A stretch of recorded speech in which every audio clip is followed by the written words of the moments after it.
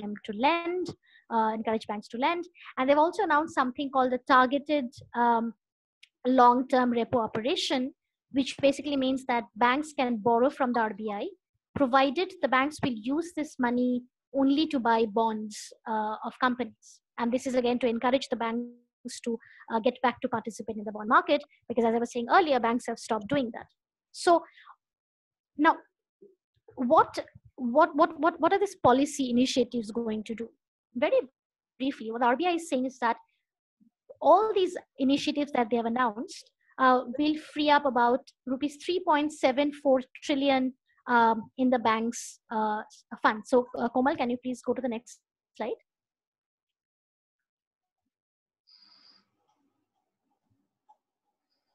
Yeah. So RBI has announced the policy actions will free up about 3.74, that's 3.74 lakh crore in banks' funds. Now the point is that the banking system already is flush with liquidity, right? There is a lot of liquidity in the banking system because the RBI has been injecting liquidity since 2018, since the IL&FS crisis started. And banks, in fact, have been hoarding this liquidity, meaning that they are not really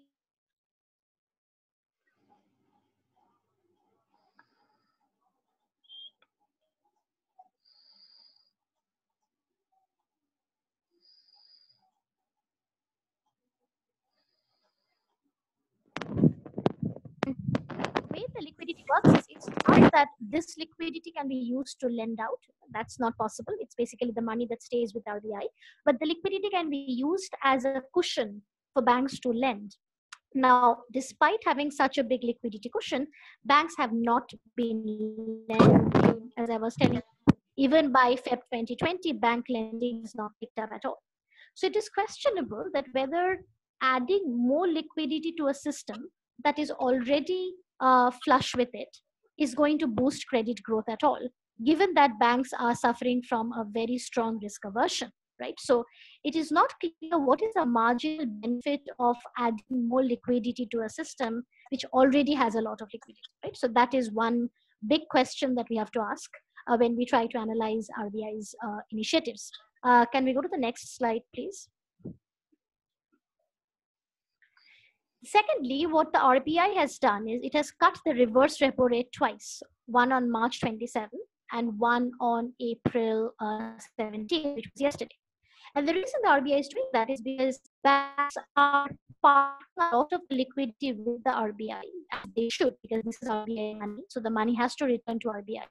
But by cutting the reverse repo rate, RBI is increasing the option cost of the banks, which are not lending commercially. So to the extent the reverse repo rate is now lower, it is a loss for the banks to hold money in that window, in that rate. Instead, banks are better off lending money. That is what the RBI is thinking.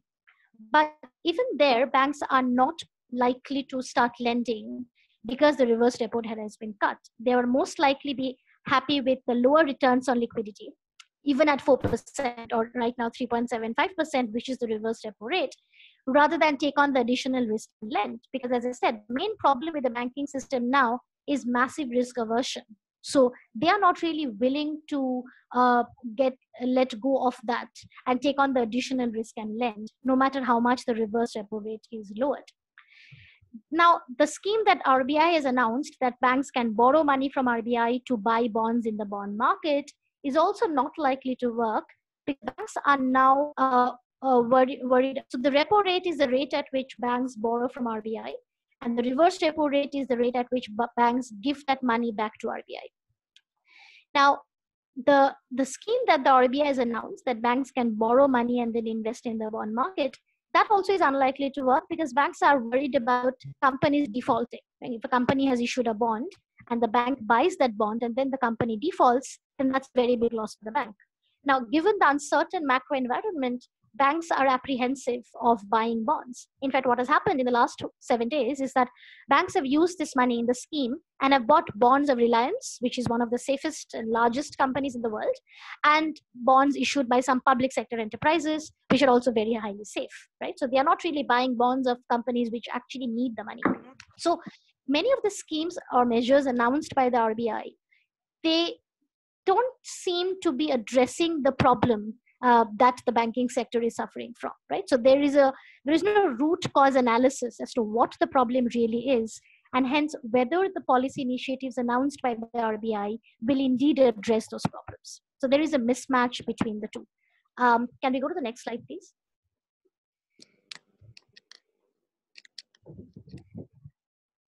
Now, the most important need of the hour, once again from the banking sector, and because it's going to affect the rest of the economy, is to get credit flowing to all sectors of the economy, right? I mean, households will need credit, companies will need credit, everybody will need loans.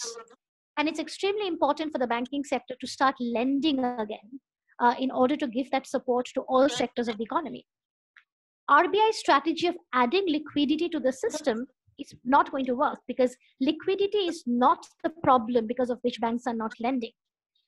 Typically, on a general level, banks do two things. They allocate capital. Basically, they get your savings as deposits and then they lend out to companies and other individuals. And they assume risk. They assess which borrower is more risky, which is less risky, and accordingly they decide who to lend, how much, etc. The problem is that given the widespread macroeconomic uncertainty right now, we don't know how long the lockdown will last, what will happen after the lockdown, etc. Banks are not able to assess the risk. And if an already risk-averse banking sector is not able to assess the risk because of the nature of the problem, because they have no idea how long the crisis will last, how deep it is going to be, it is very, very difficult for banks to lend, especially to new customers who they don't know. So it is a very unique kind of a problem that the banking sector is facing. And as a result, it's possible the economy, many kinds of economic agents will get starved of credit because banks just don't know how to assess the risk. And they don't want to take the risk because they've already been damaged once by a very big NPA crisis in the last few years. Let's go to the next slide, please. So what needs to be done in this kind of a situation to encourage the banks to start lending again? Because that is absolutely essential. As I said, there are many companies today which are on the borderline. They may be able to survive for 1 month, and how will they survive if the banks don't give them credit support? So giving banks more liquidity or pushing them to lend is not going to work. What needs to be done is something that the government can do, not the RBI, because the RBI is just a regulator of the banks, whereas government essentially owns 70% of the banking system. What the government needs to do is the government needs to take the risk that the banks are not able to take right now. And the way this can work is what is called a credit guarantee fund. The government capitalizes a fund, it creates a fund, which gives loan guarantees that in case there is a loan that a bank is given out and that loan defaults, the government will bear the loss, not the bank. And that helps because then the banks know that the risk has been taken care of. All I have to do is allocate capital, right? All the banks will then have to do is identify which of my borrowers can be given this loan to under this particular credit guarantee fund scheme. And banks will give the loan. And if there is a default, then the government and that fund will bear the risk. So if this is done, then the banks will be able to identify the best firms. They will be able to originate the loans and then go to the fund for the coverage of guarantee. That way, the government will do what it does best, essentially bearing the risk, while banks will continue to do what they do best, which is basically allocate capital. And this can happen at the MSME level, at big company level, at individual level. Essentially, any individual, any firm, whoever wants to take a loan, the bank is not to give the rest of the risk. This is one possible solution that may work. This is not the only solution. Many others need to be figured out. But this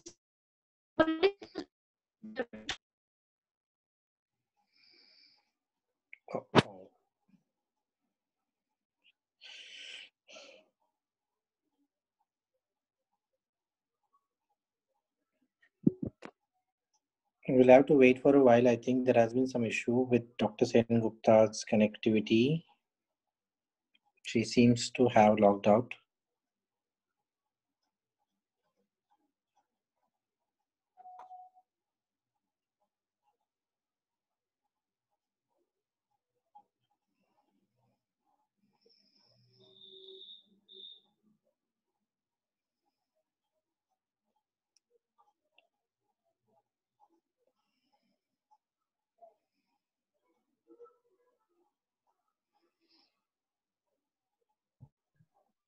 Yeah, I think Yeah, Dr. Sen. Yeah. I think it was technical glitch. Yeah. So what I was saying is that basically this is one bill that this and banks bear part of the risk. For commodities and logistics, this have to be worked out. But and this is one possibility. But the point is that if the banks are not willing to take risk, should we just not do anything telling the banks to lend, which will not, and that's a complete breakdown of this whole allocation of capital. Or should the government step in and say that we need to be part of the risk because we will then set up this credit guarantee fund, which we will capitalize government, and the banks can then access this fund in order to cover their loss in the default. The things that need to be thought about is probably likewise there is a massive burden.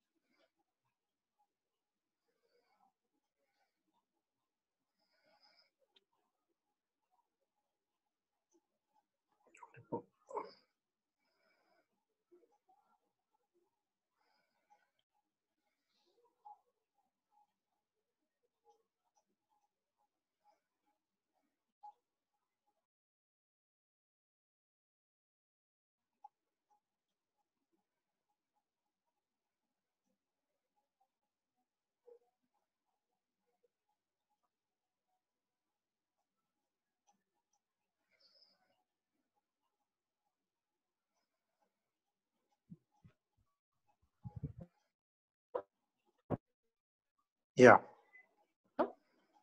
Yes. Yeah. Anyways, I'm almost. Your voice is still breaking. Can we go to the next? Can we go to the next slide? Yes. Yeah. We can move to the slide. Next.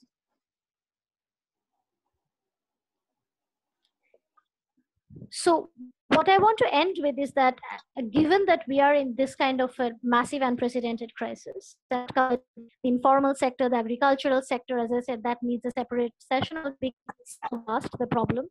And it's not that the government has announced a lot. So what I was saying in my earlier slide, which you may not have heard, is basically the same thing, that the problem in the banking sector, not if not that is risk aversion. The policy initiatives need to address the risk aversion. Simply injecting liquidity, simply getting interest is going to it did not work in the last 1 year. Reason why it was work. So it is important what is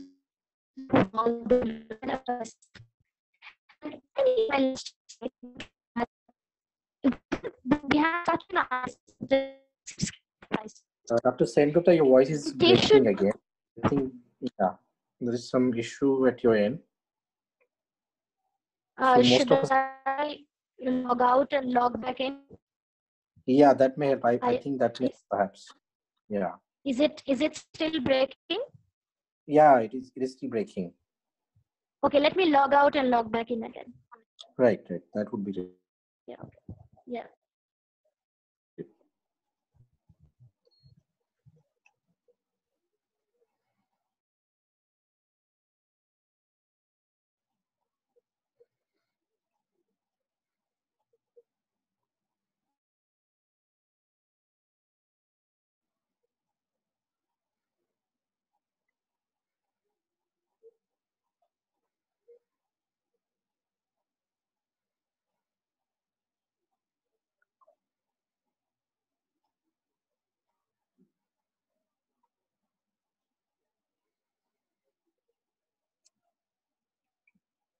Hello?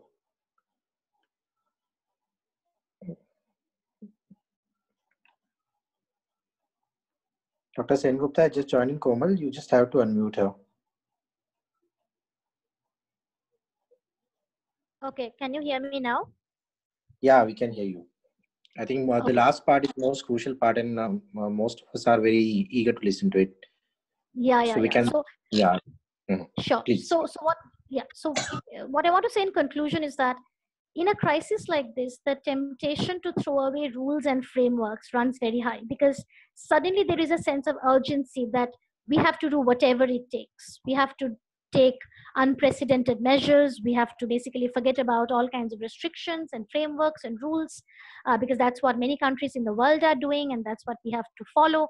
And that becomes a very, very dangerous path to walk on, because what is important is to remember at all points of time that the objective is to achieve an economic recovery once the health crisis comes to an end, right? To have a sustained economic recovery so that for the next few years, we are able to go back to an economic growth path. The objective is not just to have a short term palliative measure, to basically do a short term band aid kind of a solution and then forget about the long run. That is very, very damaging to have that kind of a myopic viewpoint. I'm not saying the short run is not important. Of course, it's a very, very big and severe crisis. But institutional credibility is extremely important to understand. And many of us lose sight of that because we are so living in the here and the now, and we think immediately something very big has to be announced in order to take care of the crisis. But if it takes years to build institutions, it takes only a few months to destroy them, right? And that is a very, very important message that I want to leave you guys with. Policymakers need to be prepared to scale up the response, because as the events will unfold, new policies will have to be taken. So policies will have to react to the situation. But at the same time, they must ensure that the responses happen in a rules-based framework. If we start throwing away the rules and frameworks, and if we start applying discretion, then it will be a long-term damage to the economy. Then we will be in a serious trouble in an economic slowdown, not just for 1 or 2 years, but maybe for the next 10 years. Because institutions are what protect us from that kind of a problem.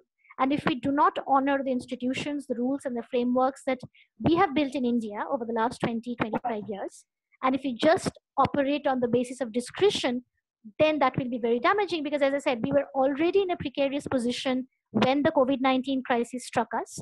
We do not have the macroeconomic fundamentals or the foundations the way the developed countries have, which is the US, UK, Italy, France, Spain, etc.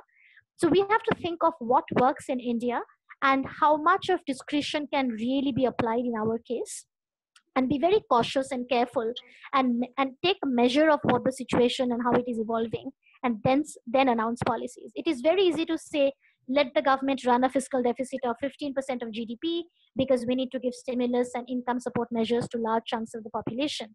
But we also have to think that where will the government get the money from?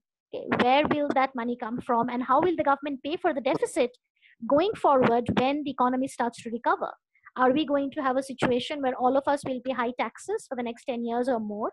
Or will we face high inflation for the next 10 years or more? So, as I said, this is not an easy situation. The challenges in front of the policymakers are massive, especially for the informal sector, which do not have access to the formal financial system. It is very tricky.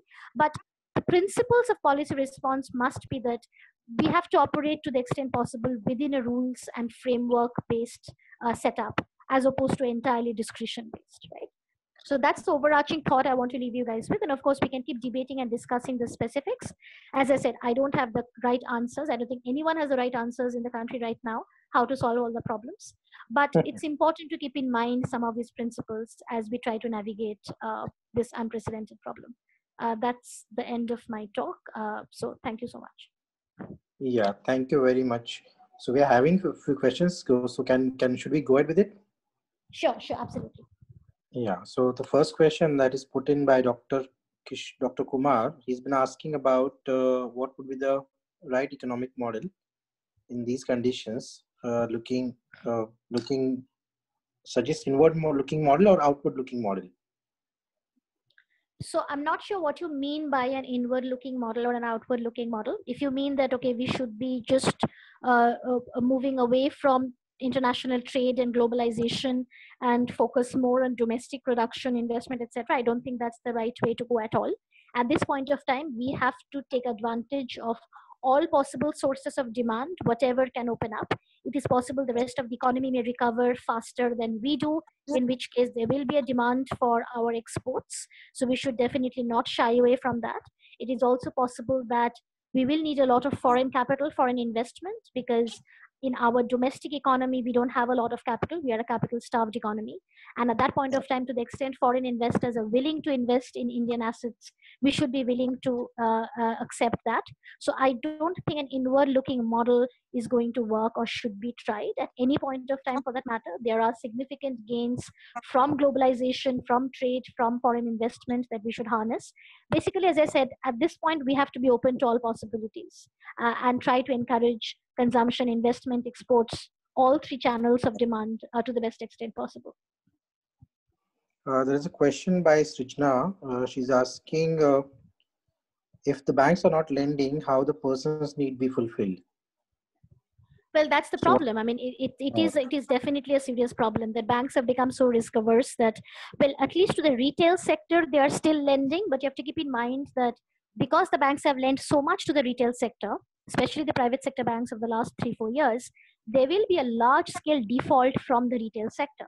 Many individuals will default, many households will default because they will lose jobs, they will lose their salaries, and they will be not able to pay their debt.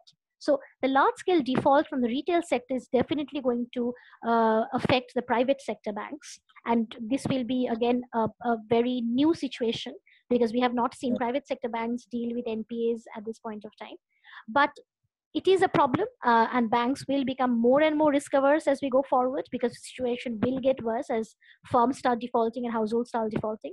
And that is where at some point, I think the government needs to step in and give the assurance to the banks that, and because the government, as I said, owns 70% of the banks, that even if the banks are lending and even if there is a default, the government will be able to backstop it, recapitalize the banks, and give them that confidence that they will not be investigated in case there is a bad decision.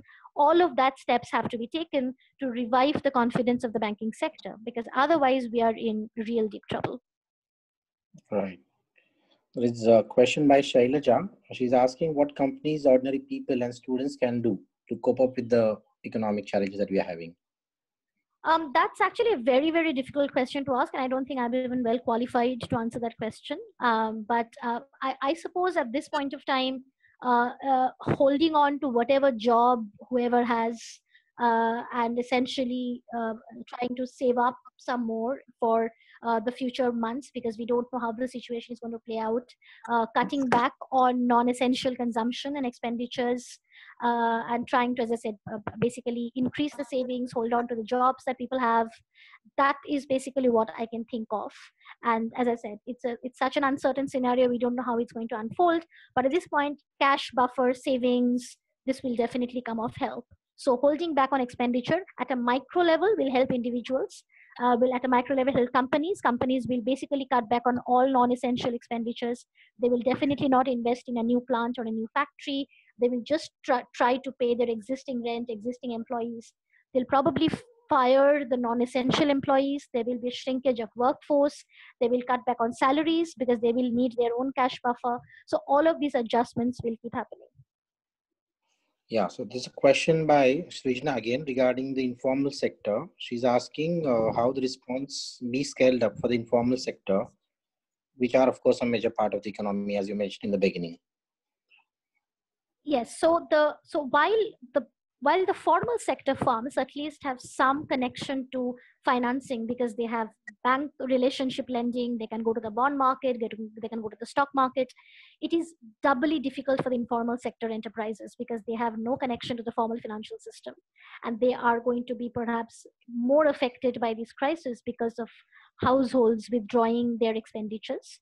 So the only way the informal sector can be supported is essentially, one thing would be that when the formal sector starts in the labor market, there will be an adjustment.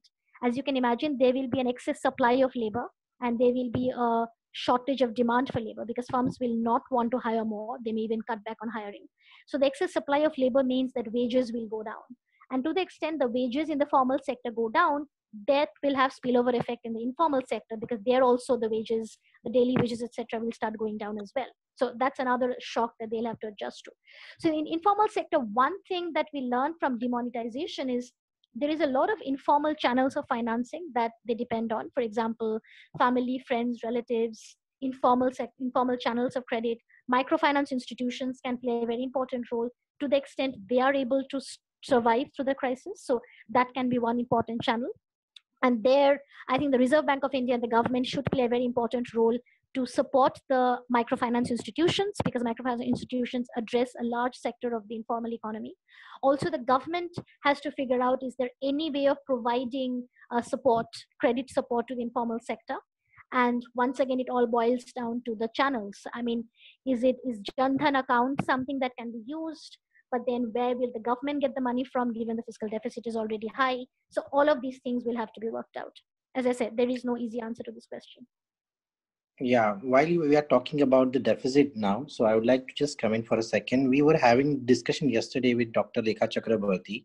She had wrote a paper with NIPFP, and she just mentioned about the helicopter money to financing the fiscal deficit.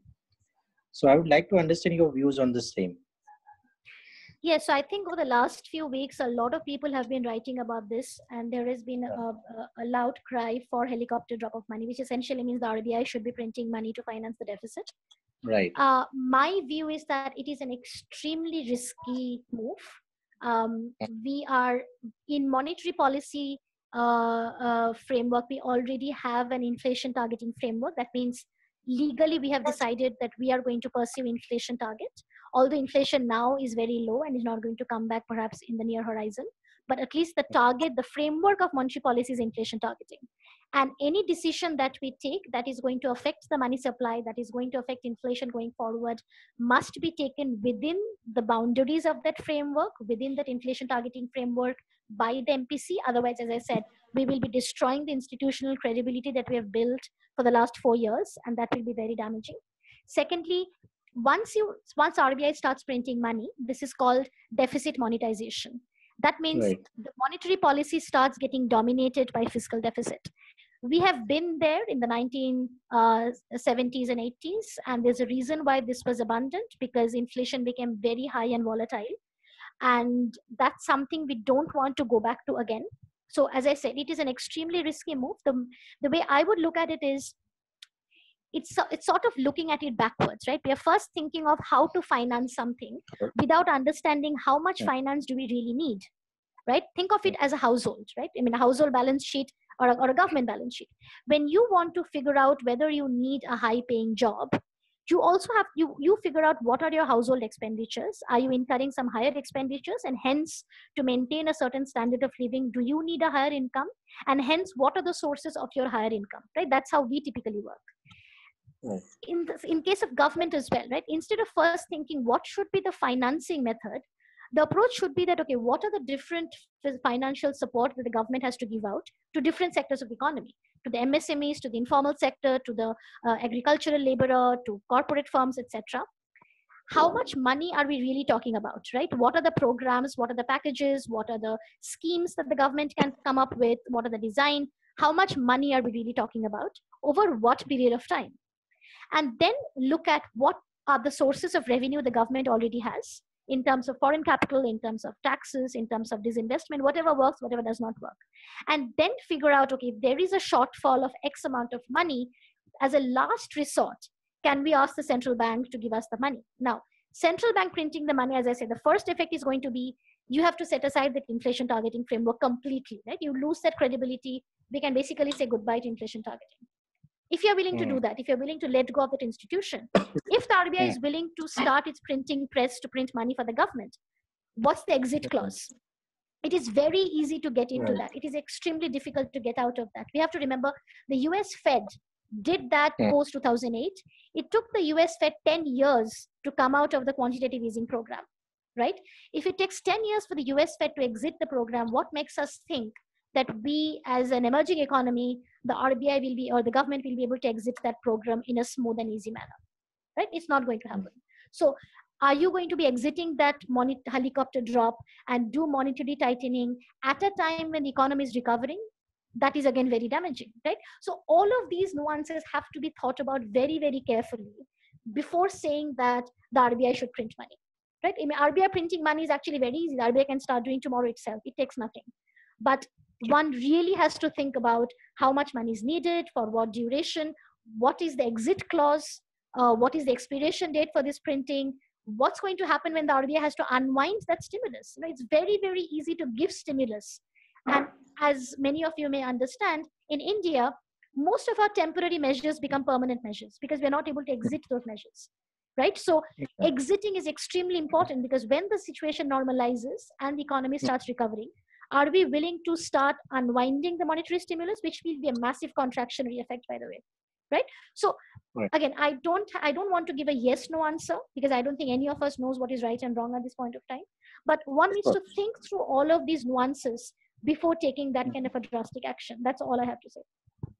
Right. So your major focus is on the inflation. Now, one argument or the one approach that goes against this particular argument is that the RBI has been limiting its focus on inflation targeting for many years, and it's broadened its view of focus and should focus more on growth and employment, in particular when a country like India is having a large population which is younger. So what would be your take on this? So it is very, so I think what happens is, as a country, we don't fully appreciate the cost of inflation, right? I mean, we mostly get taken away or carried away by the cost of low growth, high unemployment, but we don't appreciate the cost of high inflation, right? Now, there was a period, if you remember, that post 2008, when the RBI was giving monetary stimulus, when interest rates were lowered drastically because of the global financial crisis, consumer price index inflation became double digit, right? We had 10-12% inflation. Right. And that became such a problem that the RBI had to do monetary tightening for the next 2.5 years. And that became very damaging, because RBI was tightening monetary policy at a time when GDP growth was slowing down. And that became the root of all the problems that we have been facing over the last 6-7 years. Because when you started increasing the interest rate, it also became very difficult for companies to service their debt, and the NPA crisis went out of control. So inflation is like a tax on households, and especially it is a bigger tax on poor people, right? It affects everybody. So it is true, yes, right now we don't have an inflation problem, but India is always an inflation-prone economy, right? You have one bad monsoon, you have one oil price increase shock, and then all bets are off, and then all we are doing is trying to bring that inflation down. So again, I'm not saying it is a severe problem right now. It is not. For all you know, in the near future, prices and wages will be falling, and we will probably have very, very low inflation, if at all. But are we completely willing to dismiss the inflationary concern and start printing money for the sake of growth, knowing fully well that we will not be able to continue that process for very long, and at some point of time, we will have to start doing contraction? That's the question. All right. So we are having 5 minutes left, so we can take one more question. So shall I go ahead? Sure, absolutely. Yeah, it's put in by Dr. Shweta Kohli. She's asking, as per your opinion, what can be done to minimize the impact of shock, particularly on the informal sector? Can you throw some light on the impact of this on the agriculture sector, particularly the case of agriculture laborers? Yeah, so I think the informal sector I've already tried to answer in a previous question. In terms of the agricultural laborers, so we are going to see a lot of adjustments happen on the agricultural side, because there will be a supply shock, because one thing that's going to happen is, now with the lockdown, some of the movements being allowed, truck movements being allowed, if APMCs are allowing the mandis, and the farmers are able to bring the produce to the mandis and able to sell, because at the end of the day, food is an essential commodity. To that extent, they may not be a big supply shock. But of course, it's going to take some time for the supply chains to get normalized, and that will be a problem for the agricultural sector. Farmers will not be able to export their produce in the near future. That is already a big shock that's playing out. Even selling to the urban and peri-urban areas will become a problem. So the agricultural sector will see this kind of an adjustment play out over the next few months. In terms of support, one thing for agricultural labor is, of course, the NREGA scheme that we already have in place. To the extent that agricultural wages or agricultural prices are not going to be helping right now because of the demand and supply shock, to the extent the government can increase the money in the NREGA program and start that, that might help. Of course, the challenge there is if you have to do social distancing, given the health crisis, how do you even do NREGA? Because the whole work of the NREGA may not be conducive when you have to do social distancing. So that's one challenge. But as and when this can be lifted and NREGA can be activated, I think that's a very, very important channel which can be used. So that's what I can think of. And otherwise, I think general credit support from the government will help. Again, all of these I'm saying assuming the government has money, and I always would want to qualify that that is a big, big problem for the government right now because the fiscal space is severely limited. Right. So I think we would have to close the session now. So I would formally like to thank Dr. Sengupta for joining in. And it has been a great session. Most of them have been texting me that it was very lucid, it was very up to the mark, and it was to the point. So I've been covered most of the things from the very beginning, from 2000 and I believe 2016 onwards. We have been taken so many issues regarding the economy and what it had done due to COVID-19 situation and what would happen after COVID-19 as well. So thank you very much. It was an effort by Casper to have a deliberation so that we can move out of the situation fairly, very quickly, and it would percolate to every strata of the society, the views of the economists, and etc. So we would be continuing doing so. Thank you very much, everyone. We would get back to you again. Thank you, Dr. Sengupta. Again, I would formally close the session. Thank you. Thank you for everyone's questions. Thank you. Pleasure, ma'am. Thank you.